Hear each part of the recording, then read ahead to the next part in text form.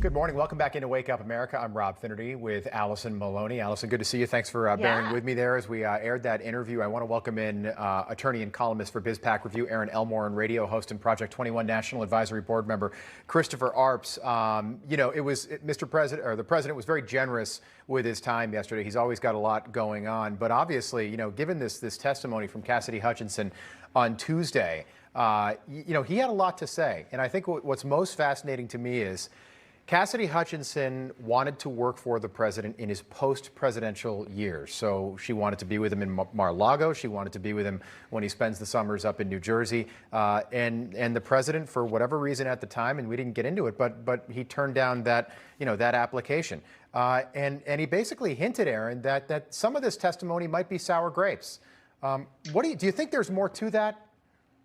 Well, certainly, because this has already been disproven by Secret Service members.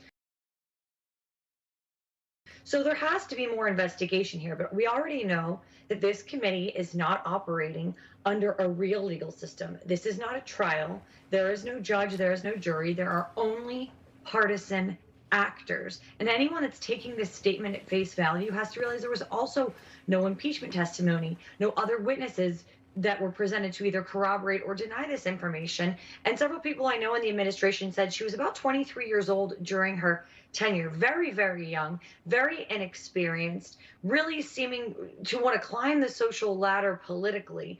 So honestly, I think perhaps she is a woman scorned who now sees an opportunity. What that opportunity is certainly seemed partisan for the Democrats and beneficial to them, and honestly, very dishonest. Yeah, Chris, this is the first time that former President Trump has done an interview since those allegations came out with Cassidy Hutchinson. And he talked about the fact that he's like, the fact that I jumped and I tried to strangle a Secret Service. He talked about how he knows them and he respects them. And you could just, you just listen to him. And you can tell he's like, this is crazy, these allegations, that I would do that. Can I just say, too, Chris, sorry to interrupt, he laughed a little bit. When the interview wrapped up, we were still, the interview sort of continues, even though, the cameras aren't rolling.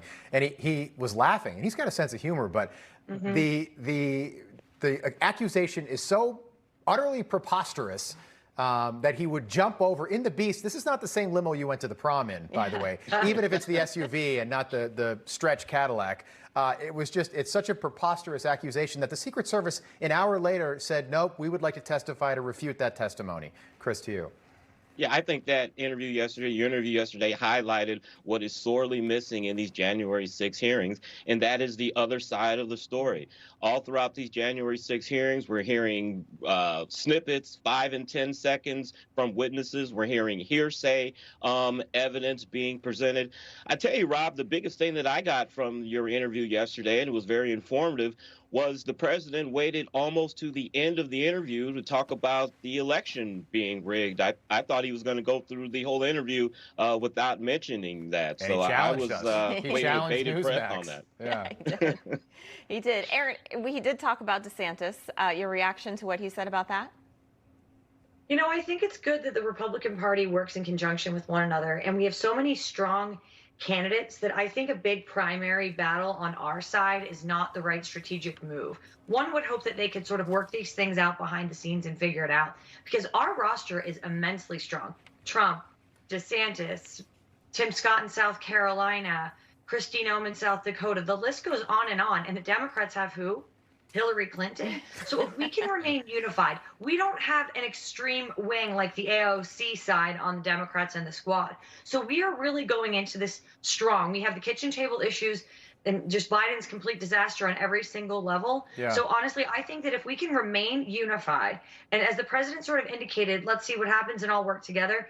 His answer was perfect. I truly do hope that we continue to stay unified, because we really have the momentum behind us right now, and let's keep it going. Yeah, I'm so curious about that Trump-DeSantis ticket, but also think about it. If let's say Donald Trump decides to run again, Sarah Huckabee Sanders, Carrie Lake, Kim Reynolds, maybe Rick Grinnell, a lot of names, a lot of people that are probably going to win in November that I think might be eligible come, 2024. A lot of options out there for all the Republican candidates, certainly the former president. Options. Yeah.